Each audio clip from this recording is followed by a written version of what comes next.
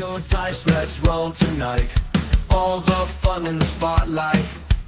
Inside sharp and laughter bright. We're tuning in for delight. So, ladies and gentlemen, lords and warlocks, welcome to Altrole, that delightful corner of the internet where we lovingly lure new and returning D&D players and those brave dungeon masters into the theater of the absurd that we call tabletop gaming. Today, it's a very special episode of what we like to call Roll for Insight. It's kind of like therapy, but with more dice, fewer credentials. This is where we're going to pull back the curtain and take a peek at the wizard behind. So we're going to be interviewing seasoned DMs, grilling them like it's potluck at Vecna's house. But whether you're a hardened DM with a 1,000-yard stare from too many rules disputes, or you just found out that D&D isn't short for dinner and dessert, something's going to be here for you. So we'll be tossing out a blend of carefully curated questions and wild curveballs, covering world building. We're going to be asking stuff about encounter running, player wrangling, and possibly an occasional existential crisis. So, of course, we're going to save some time for you at the end, the glorious audience, to pepper our guest with your own burning inquiries. So grab your dice, study your snacks, and let's prepare for some insight checks. So the show is about to begin. So I wanted to welcome you, Kevin. So tell me, who are you and what happened in your life that led you to D&D? So my name is Kevin. What led me to Dungeons and Dragons? So much like yourself, I started and had a long hiatus. So I started in first edition. Actually, if I go even a little bit further than that, I started as a kid riding a tricycle, wanting to keep up with the bigger kids in the neighborhood, and they started playing this blue box game called Dungeons and Dragons, and I wanted to play along with them, and their mom made them allow me as the youngest kid to tag along. Of course, I didn't realize it at the time, but when they were naming my character, at the time you could actually play a race, and I played Nimrod the Halfling, not realizing that Nimrod was a subtle dig at me having forced my way onto their table. Eventually, I got my own AD&D set, which is first edition, and started running a campaign with a few friends. Played up to 2E, and then when I hit college, interests diverged, and the D&D club at the university was a little bit standoffish, should I say. So I shelved that for a little while, probably 30 years. And then during COVID, picked it up kind of in the middle of it, probably a year into it. Started with 5e. A lot of the rules were familiar, and I thought the accessibility of the game and the simplification was phenomenal. So I started as a player, and then realized I wanted to DM again. And then now I've DM'd for the last 4 or 5 years, almost 200 sessions, over 200 sessions at this point. Probably a dozen, almost 18 or so different players, almost probably 20 players, considering the heads that have rotated out of the seats, so to speak. But yeah, like a ton of sessions, love it, love 5e, continue to have the passion that I had as a child playing it, and yeah, been DMing, and as all DMs, also looking for a table to play at. But running games for at this point 12 different people. Nice. And from the point that you started to when you DM'd your first game, how long did you play until you DM'd? Probably 3 sessions. And was that a decision that you made voluntarily? Generally yes, but it's always kind of like one of the things is a personal trait of mine that if there's a hole that needs to be filled, I'll volunteer to step into it. I also tend to be a little type A personality, so I tend to be pretty organized about and structured about these things, which helps in a lot of the DMing sense. I'm definitely not just a improv at the seat of your pants with like a couple of sticky notes.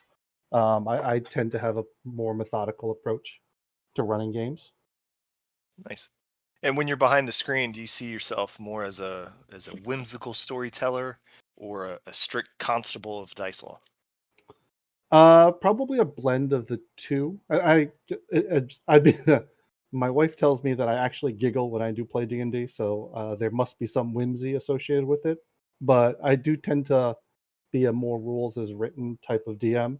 I have some firm opinions on where directionally the game should be going for, and the overarching theme is like if there's an ability that you can pick as a character, I don't want to minimize that by just doing a rule of cool on a consistent basis. But there are some elements where it makes sense to like modify rules to suit the table as a whole. And that's really one of my primary, the prime directive, if you will, that the table always comes first. Okay. And you said earlier you run at least over 100 games. So one shots, campaigns, the occasional fever dream. What kind of games do you like running? I run primarily campaigns, usually pre-written ones, so ones that WotC has already provided. I also run some of short campaigns. I take some of the older modules that I played as a kid and try to remodify them for a shorter campaign. Tales of the Yawning Portal actually great for that, as a sample of like adventures that have been written over the years. Like one of my favorite modules is the Temple of Elemental Evil, and there's others as well that I just think people should have a chance to play first. And when my first 2005 DMing module was Keep on the Borderland, which was my version, in my head at least, of a homage to the game that I first played, as that was the official module in the blue box. Oh, that's great. For so now we're through the introduction. We've identified who Kevin is as a D&D player, as a DM. Now we're going to be getting into the meat and potatoes of the interview. So for traps and puzzles, do you craft them like a mastermind, or are they just accidents that you try to convince your players were intentional? I try to find puzzles that fit the scenario that makes sense. Oftentimes, if the struggle with puzzles for DMs is oftentimes you're describing a scene, or there's a lack of visual, olfactory, and like tactile senses associated with it, which makes it infinitely harder as a DM. And as a player, I've had DMs run puzzles where, like, if you ask for some clarification, they just repeat the conversation earlier, just louder. And I'm like, dude, I heard you the first time. I just need a different clue. Like, what do I see? And that's something I'm very cognizant about, is the ability or the limitation for the DM to convey all the different necessary senses to it. Um, I have run some puzzles as a result, and some tables like them and some tables don't. My Rime of the Frost Maiden campaign, I ran a puzzle for the players, and I tried to run it a slightly different way. Part of it is also the recognition that the players are solving the puzzle, not the characters. So there's always outs. Like if they ask for hints, you always have to make sure there's a skill check roll that provides additional hints and makes the puzzle an opportunity for the table to like progress together. There's also, for me, um, thinking about, like, I don't want to dead end the module or the steps or the adventure just on the basis of a roll.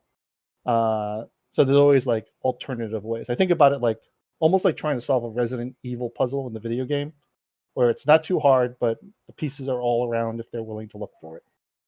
I guess it's a long-winded way to say that it's not like a feverish dream for me to like create puzzles.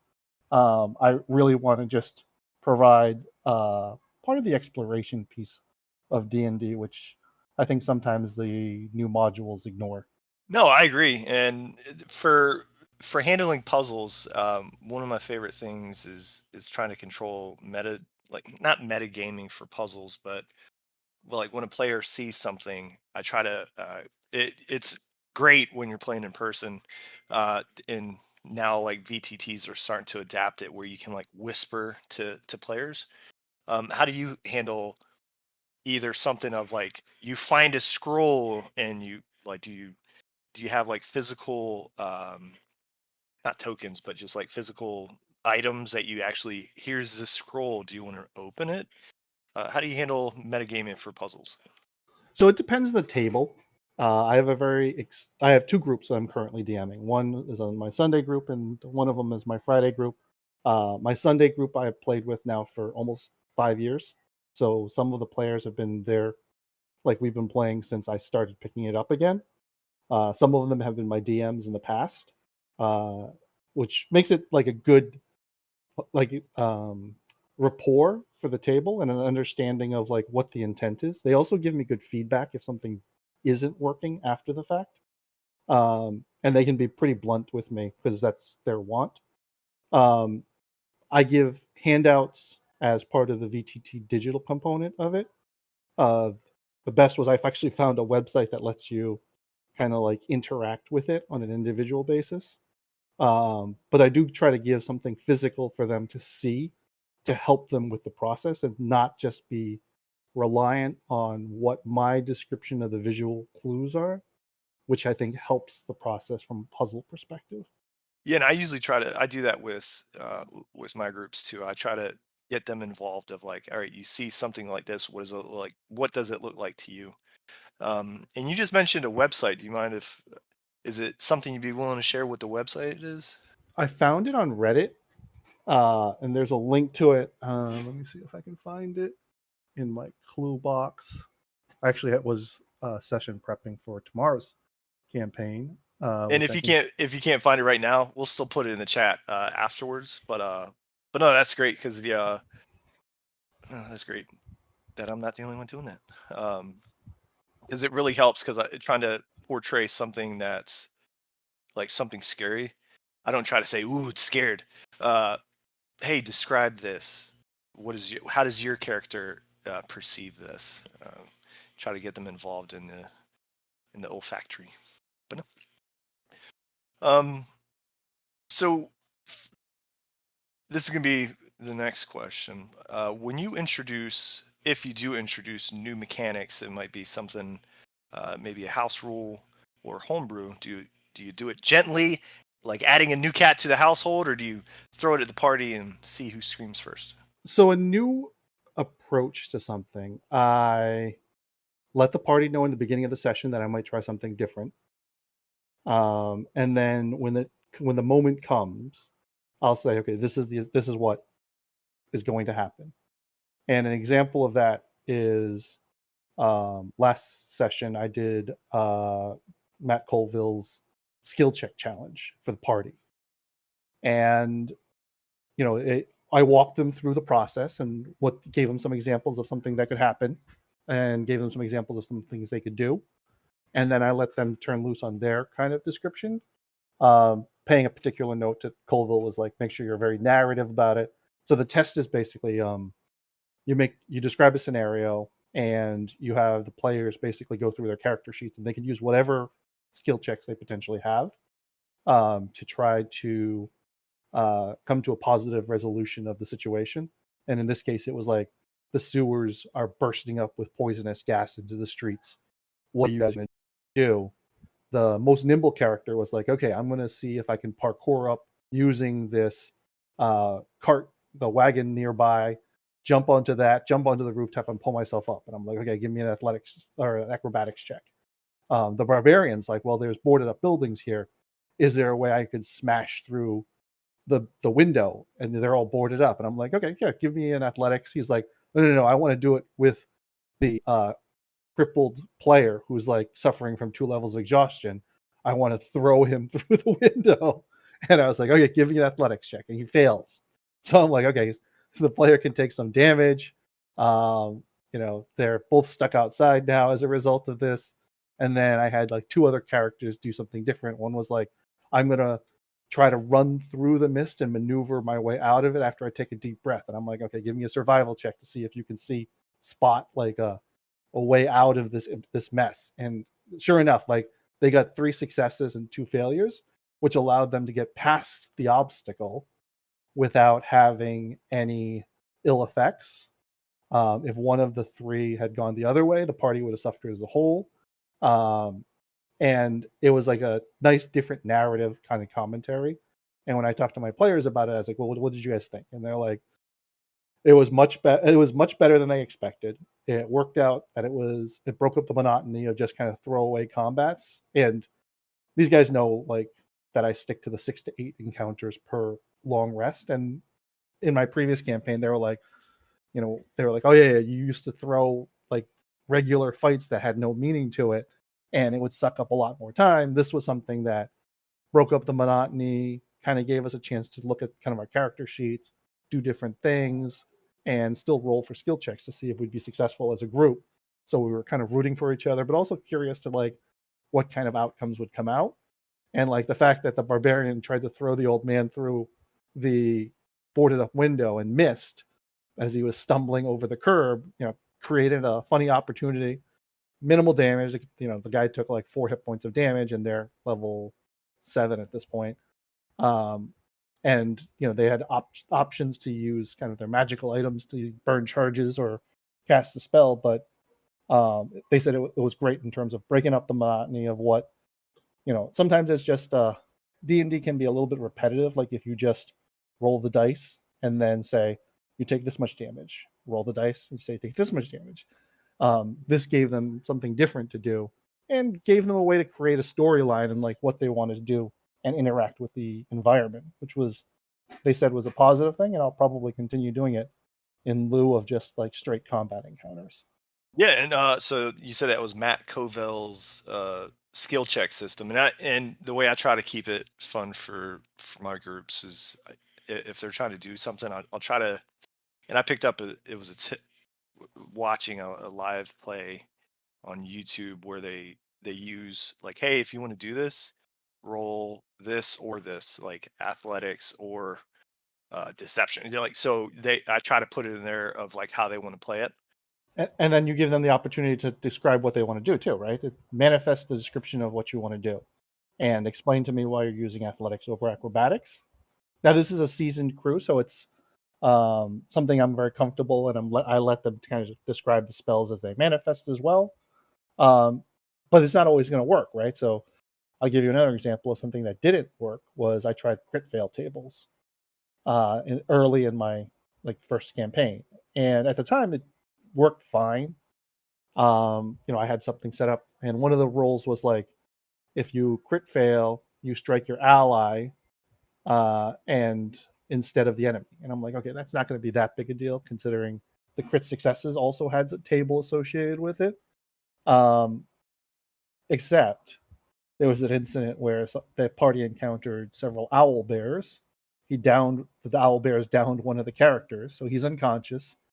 He fails the death save. His ally valiantly steps over his unconscious body to protect him from the owl bear. And on his attack, he crit failed and rolled to hit the closest ally, which was the unconscious form below. And I was like, you've already failed the death save. Yeah, and you said that was a crit fail table, but do you also use like critical successes? Okay. Yes. So it was kind of it balanced in theory. Yeah. But then it came to the point where it's like, okay, well, if I continue using the crit fail table, he will effectively kill that character at his feet. And while it's funny for the table as a whole, it may not be funny for the individual player. So at that point, I was like, okay, you know what? Maybe we should just toss the crit fail and crit success table out the window. It was an experiment, and I did not envision this happening. So let's shelve it. And then at the end of the session, we'll decide whether or not it makes sense to bring it back. And, when we talked about it, is like, it's kind of cool, but like that sucked, right? Like it would have sucked as a player to be like, here's my heroic moment. I swing at the owl bear. Unfortunately, my greatsword proves to be too heavy, so I decapitate my ally below that I'm standing over, right? Yeah, and so with this skill check system for Matt Colville's, I want to ask about stuff that maybe you've made.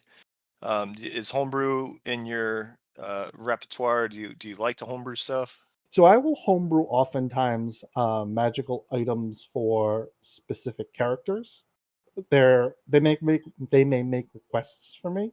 I may note something like there's a flaw in a character's attack capacity, for example.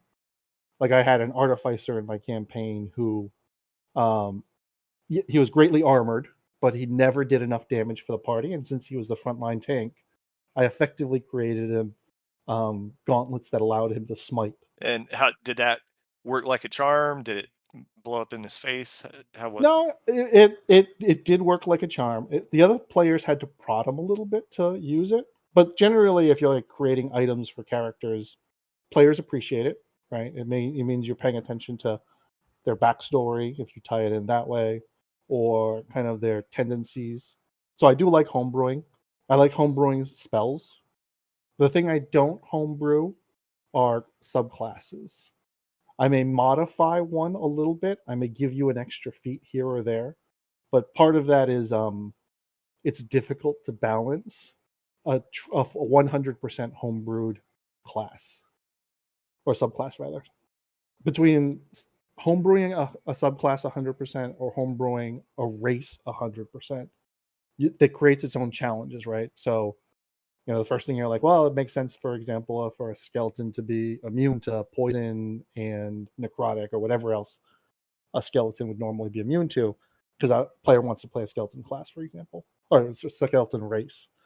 And it's like, well, are you going to give them the vulnerability against bludgeoning damage? And it's like, no player would take that. And I'm like, well, that's exactly it. So you're effectively saying, give me all the good stuff, but don't give me the bad. And it's like, if you're going to do a true homebrew subclass or race, there's got to be a give and take associated with it. And that's typically how I modify a subclass. Like I'll give you something in exchange for something at your 6th level skill check or 6th level skill ability pickup. Nice. So as a DM, what's the highest level that you have DM for? I think those guys got to 16 at the end of my Rime of the Frost Maiden campaign. And for playing at that point, like players are flying, gods are Yep. crying. How did you keep it like fun for them without losing control of that plane of existence? So it was a challenge. It's again really managing to their spell slot abilities. Like they can use their 8th level spell, and you want it to be an impactful moment for it. But you also have to be cognizant of not giving too many rests. Spellcasters get ridiculous at that level, right? And my DM as a player, I got to level 18, and we fought Tiamat, and he buffed Tiamat to like. At the end of it, I calculated roughly that we did over 1,000 hit points of damage, and I was intentionally nerfing my druid during the process. Like I had shape change, and I polymorphed into a red dragon. Nice. As a player, I polymorphed my teammate into a I think it was a green dragon. Yeah, so you can shape change to an adult dragon, and the thing about Tiamat is she's resistant to all elemental attacks, which I knew as a player. But when you're a red dragon and you can breathe fire, you breathe fire. Like I was rolling hot on that attack on the D6 to recharge, and I breathed on her 3 times when I would have done twice as much damage with my claws and bite. And he my DM knew it. He's one of the players in my campaign, so he's like, dude, why'd you do that? And I was like, dude, I know. Like I'm well aware that she's resistant, even though you described it to me as like the fire doesn't affect her as much. Mhm. But as a player, if I'm a giant 30 or 40 foot long dragon that can breathe fire, I am 100% breathing fire on my turn on every attack. Yeah. And speaking of Tiamat, and this isn't just for the level 16, this is just general. Um, let's talk boss battles. How for climatic, how do you design something that makes your players question their decisions? So there's two ways to do that, right? The first is to tie in some of the decisions they've made earlier. Um, I've heard that, or it's been expressed that um, the game is all about consequences, right? My peers, when they joke around with me, are telling me it's the function of the paw. The monkey paw will always strike. In this case, I tied in some of the what seemed like side quests into part of the final boss battle. So you know the scene from the Avengers Infinity War when the portals open up and all the people start stepping through when all seems lost. I effectively did that and got that to work without a hitch, which was like shocking to me. And it also made a battle feel epic while also isolating it into little side battles. So like, let's just focus on like if the party is the core members of the Avengers, when Ant-Man steps through and kind of goes through to another fight, like that occurs in the background and the party can help if they choose to, but it doesn't have to involve them as part of the combat, was how I set it up, which gave them kind of like an environmental component to it while they were fighting the boss themselves. Nice. And so you were talking about timing as well. So for the line between fun and challenge, so it doesn't seem like you serve fun on a platter. So you kind of make them wait, kind of like a casserole that just never quite finishes baking. But where's the line for you as a DM between fun and challenge? So, I mean, it's always fun to level up quickly and get a lot of magic items. It's actually it's referenced in the first Dungeon Master's Guide as the Monty Hall DM. Like, and I was guilty of it when I was a kid as well. Like early on, like if the players were happy, I was happy. So I just give them lots of stuff. It's like, oh, you've got a robe of the Archmage. You've got a staff of the Archmage. You've got Ring of Wishes. It's like it's fun, but it's also really hard to balance as you just keep giving stuff. And at some point, it breaks the fun when the players realize the game is too easy. You buy a video game, you pay them 70 or $90 for a game. You don't play it on easy. You play it probably on normal just to see what the game is about. Some people play it on hard immediately. It really depends on kind of the table sense, which is why I like when I said earlier, the prime directive is the table comes first. It's blending all of the individual components of each of players' expectations, as well as my own expectations on what the party should be expecting, which is why session zeros are very important, but also why the table has to vibe properly in order to get a sense on like what directionally they want to do. Like the group has fun, right?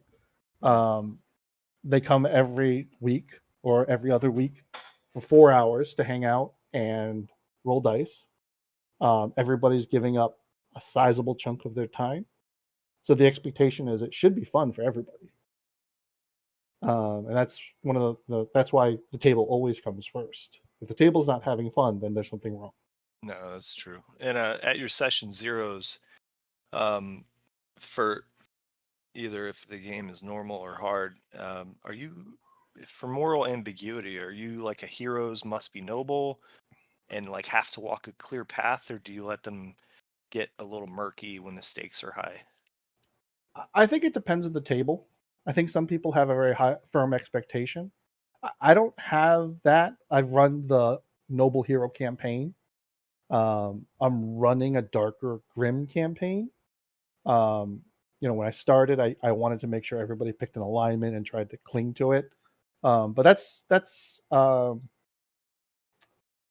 like I think the grayness provides a complexity for players that are looking for more role playing. I think the Noble Hero is storytelling, but not as much role play, I guess is how I would say it, because the world is black and white as opposed to gray. What's fun is when they mix together, right? As long as they can tolerate the two pieces at the table Yeah, I at was the gonna same say the time. consequences because I run a lot of not dark or evil player campaigns. I run a lot of Eldritch and rather darker not adult campaigns, but No, I haven't I know what run. you're saying. There's Yeah, like a I haven't teens. run an evil campaign. I've helped somebody make an evil like a subclass for it that after building it, I was like, this is an evil player campaign material right here. Yeah, no, and you play at tables where there's like twists in the plans and stuff. So, or the players' expectations, and there's an element of like complexity to it that I enjoy as a player. As a DM, it's fun to plan, but it's also like, do the players want to take the bait, right? I love the X-Men for the complexities between Xavier and Magneto, and I apologize, I'll do this a lot because I like classic pop culture references to things like this. But both of them are aiming for the same thing, but they just choose to do it by different methodologies. And there's no like, obviously Magneto's the evil one, but I don't if you keep it interesting and gray, the players have to figure out, well, who am I? Yeah. So speaking of moral ambiguity, Chris Perkins and Jeremy Crawford recently just announced that they're leaving WotC. Yep, I Um, did see and, that. and Blue Origin and Katy Perry just went to space. Yes, Is that just a coincidence? I will say that Katy Perry's 10 minutes of space, where she gets down and kisses the ground, in comparison to the two astronauts that were stuck up there for 10 months, is simply phenomenal. I was like, dude, you're like 10 minutes up there. Like, I've eaten like dinners faster than 10 minutes, right? It's like the amount of time it takes to get in a shower. Um, I'm honestly, I appreciate what Perkins and Crawford have done for the game. Mhm. Um, I think there are potentially large changes that will happen to the game as a result of their decision to retire. Mhm. Um, I mean, think about it. These guys combined had 50. They've been around almost as long as D&D have, right? Yeah. And think of all the evolutions of the game. So the guys who ushered in the most successful 5e, like successful edition of D&D, all three of them are gone, Yeah. uh, including Mike Merles. Yeah, and both of them have in the past announced that they didn't announce like, hey, I'm leaving in whatever April, May, but they've said recently that they're leaving. So No, and like, I'm not saying it is untoward to it. I respect both of them. I disagree with some of Crawford's sage rules, but it is what it is. The game will always evolve over time, and there's always going to be peaks and valleys to it. I saw the transition from first edition to second edition. I didn't play 3.5, or 4. My players have some of them, and they're like, "You didn't miss anything for 4." all right. So next question: if you had maybe you've done this before. It's on my to do list as a DM. If you've had to design a dungeon with no combat, or at least like no initiative violence, none, like no slashing, no bashing, Yep. not even a tickled skeleton, what would that look like for you? What's going on down there? So there would be an emphasis on exploration. Um, the problem is if you put sentient or even non-sentient beings in there, the players could still murder hobo. So it's tough to put like civilians in the middle of the dungeon. So it would be forced to be a lot of exploration and puzzles, which some of my players don't like. Um, it would look a little bit, I think, like a Tomb Raider game. minus all the machine guns, right? So there'd be points of elevation, there'd be skill checks.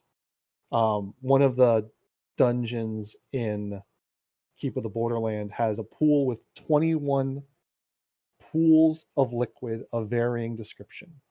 And this is like those moments where they're like, bet you wish you had a 10-foot pole to see what all the different things do. And there's every one of them does something different. There was a teleport trap where it teleports you to a room that looks exactly the same, but is in a different part of the dungeon. And thanks to technology and VTTs, it's not a big deal anymore.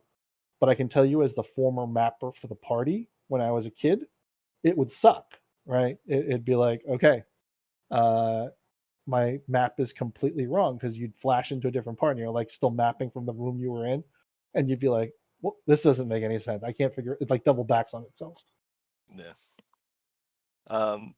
So the next question is going to be golems.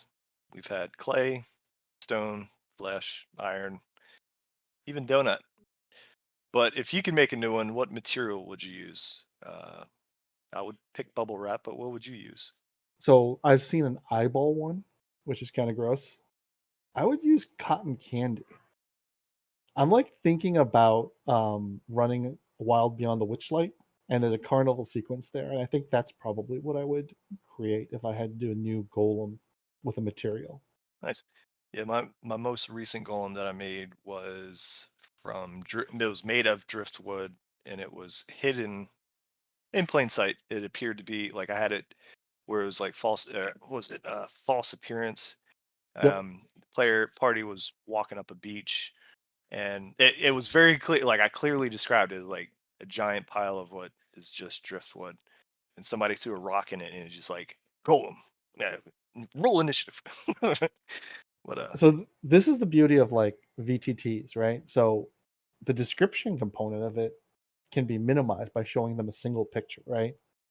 I usually try to narrate the moment of dread that it comes as it rises up or something, right?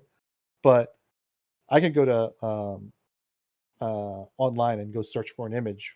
I mean, maybe not cotton candy golem, but like driftwood golem. I mean, the thing is like D&D is a enormous, almost I would say infinite community of thoughts. And if something exists or something you want exists, you can find it out there on the internet.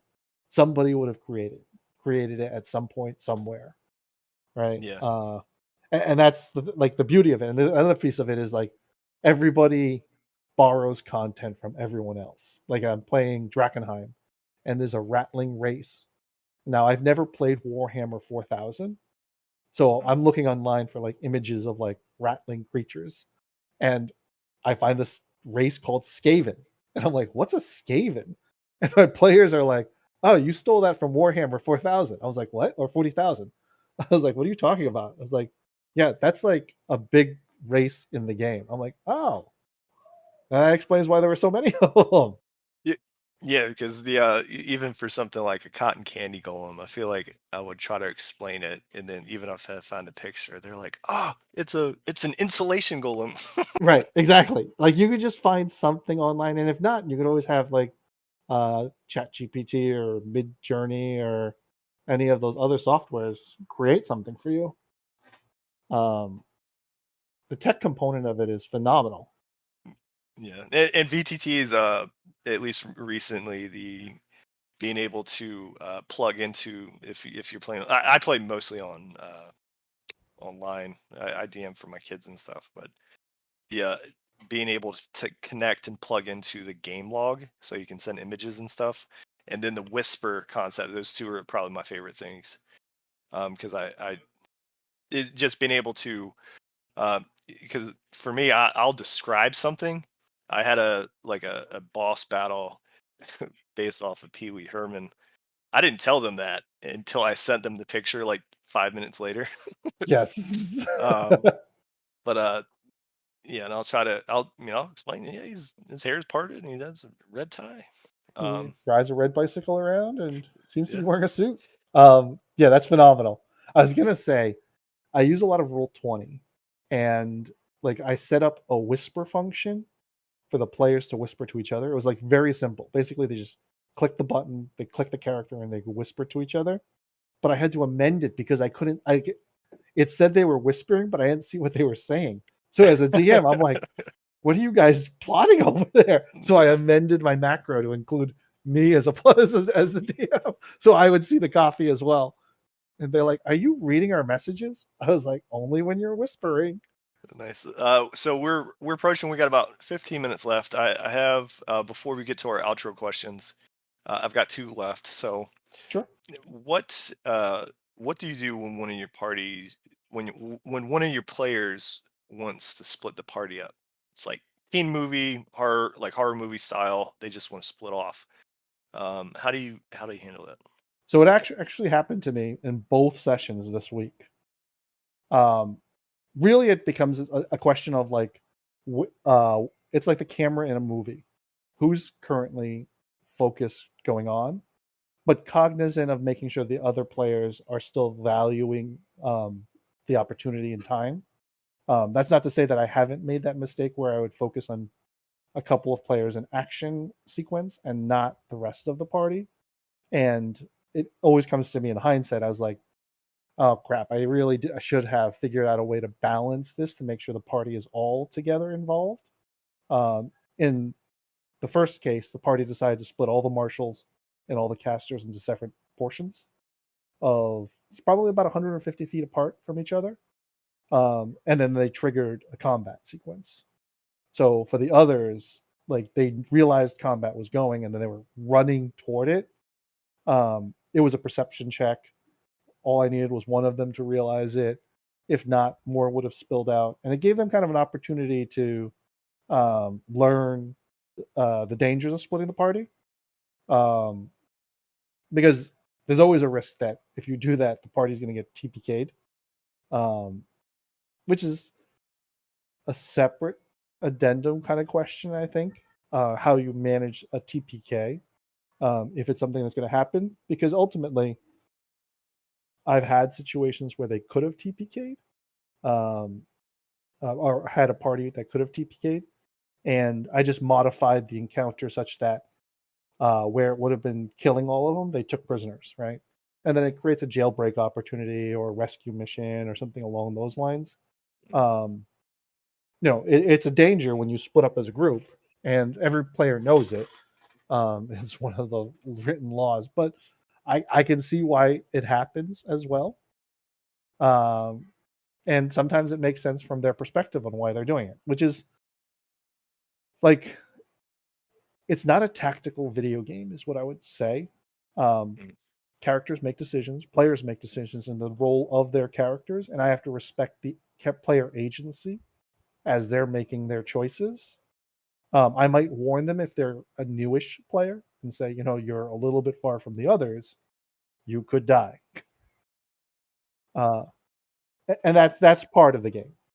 Yeah. And how would you handle a situation? Have you ever had a player that tries to betray the party?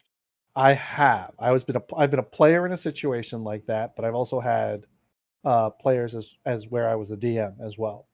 And part of that is like you have to get a sense on what the table wants, right? If the table is okay with it, then I would probably just roll with the punches and say, okay, if you want to betray the party, that's fine. If the table's not okay with it, then it becomes a more complicated situation, and that's where the prime directive comes in. It's table comes first. If a player is doing it to like create a disruption or to draw attention on himself or whatever the various reasons are, avoiding the usual it's what my character would do, then I probably nip it in the bud. And that would be, I mean, as a DM, you have infinite power. If he tries to betray the party in the dungeon by selling him out to a mob boss of some sort, the mob boss can take the information or just not believe him and take the offending character hostage. Right? There's no reason why that wouldn't be a viable improv situation that could occur as a result of it. If he tries to steal from one of the players, I could have a constable or a series of guards arrive at his location and say, an eyewitness spotted him doing something illicit. There's tons of things you can do to solve the player and isolate the player if it's disruption at the table. Yeah. Yep. That makes sense. So we are approaching. We have about 10 minutes left. So these are outro questions. So for the bright-eyed, bushy-tailed junior DMs, or even folks that are pursuing the Learning to DM series, what's one piece of advice that you would give, and what's one thing that you think every DM should try at least once? I would say just do it is probably the bits of advice I would say. Like, everybody has an idea of like how a perfect scenario will go, but when you're envisioning perfect, you're letting that be the enemy of good. And D&D is about having a good time. Like, getting together, 6 other people at a table, 5 other people, whatever the number is, to play and story tell, have some laughs. If you're in real life, have some food, eat some junk food. If you're old enough, throw a couple drinks back. It's a chance to get together and make new friends or continue to be friends and create a story while you're doing it. I think um, oftentimes people want everything to be done or perfect, and I struggle with that sometimes myself. But it's they're not going to cover the whole span of the world in the first day. You just need to figure out what the town looks like and what the first couple missions look like. Nice. Give them the choice. And then the second question was what again? Yeah. What's one thing you think every DM should try in a game? I would say run a one shot, like run something written. That's what I would say. Run a pre-written module. There's a cadence to storytelling in it. Like, I didn't appreciate when I started doing my own homebrew and stuff in the beginning. And I would scramble on all sorts of different things and directions. Like, the problem is the temptation to add like a really cool monster, which is like a CR10. You're like, oh yeah, I could just adjust that on the fly. It's like, well, no, like you kind of have to figure out like stuff in advance and pre-write those pieces of it. A written module gives you a structure to run through, but also like some maps to work with. It gives you a sense to how you want to code or mark different things, and it also gives you kind of like a how do you write an NPC's backstory in a quick and efficient fashion, so that you don't have to like write a in-depth character that the players are going to interact with once, right? They tell you these are the 3 main characters that they're going to interact in town, and it gives you a sense on like pacing, what to read, how to structure a module. Nice. Oh, that's great. So let's see. Did I miss anything? Is there anything you want to mention? Maybe an idea that you're currently work on that you're The thing I would probably say, and this is something that like I've gone through the DM classes and I don't remember if it was covered extensively or not. Communication with the table is key. You may be the one talking most often, and it should really be about half of the sessions you talk and then half the party talks. But communication above table with all the different people is critical, because finding a suitable table to run games with is also like dating. Everybody has different expectations going into it, and it's rare that all 7 of you or whatever the number at the table get together and have the exact same ideas. Which is why the session 0 is important, but also conflicts are going to happen. I'm an experienced player and someone killed my character in play, and it wasn't a great feeling. It was near the end of the module and it was intentional, so it was like, I thought it was kind of a dick move to PvP, but at the same time it was something that happened, and you kind of have to like communicate it out or figure out what you want to do with it. I don't want that experience to happen to somebody else at my table because it sucks, right? Like if something unhappy, it's supposed to be fun, and if something untoward happens to you or one of your players or between your players, or you read the RPG horror stories, like, and you think like nobody prepared me for like this. It's like you got to figure out how to address things, and I think that's one of the things that you pick up over time on like how to make everybody in the table rowing in the same direction and focusing on like this is hurting the table, this isn't hurting the table, or like this is what this person needs to do in order to make sure everybody in the table is engaged, because you don't want that table to suffer as a result of something you're not addressing. I mean, some of it's hard. Like I've had to ask players to leave the table before, and it's not an easy conversation. I generally have a conversation like, look, these are my policies. These are the policies that works best. All of us want to have fun, and you're hurting that in some way or some fashion. And it sucked because the guy was very upset about being asked to leave. But if for the good of the table, it had to happen. Otherwise, the table will disband on its own, right? So that's probably a lesson I would highlight that probably doesn't get talked about enough. No, and it needs to be talked about too. So, but where can people find you at on Altrole after this? Like, what channels do you spend time in? I am in general quite a bit. I usually start with my morning coffee to the group as a welcome. You can also find me occasionally in lounge. I might be prepping for a session and just hanging out there by myself, or you're always welcome to kind of like ping me. I'm not the best person in the world in replying because I think I've somehow set Discord to not respond to me or like to filter messages unless I've talked to you before. And I also do the Roll20 DM and also player events. I try to get that in at least every couple weeks, but it depends on kind of like how my campaigns and schedules look like. Nice. So we have just a bit of time for probably one or two questions, but I don't see any in Jonah if you had any questions. But no, Kevin, it's been an honor having you. No, wanted to I say appreciate thanks for your time. But other than that, if there's any pending questions, folks, that's our roll for insight for today. We laughed, we learned. Honestly, I think we all leveled up a little bit. But before we vanish into the ethereal plane of post-session snacks, I do have a little quest for the audience. If you know a dungeon master who deserves the spotlight, maybe somebody out there spinning gold from goblin guts, we do have a Google form just for that. That if you want to nominate an interview to be a DM to be interviewed in this session.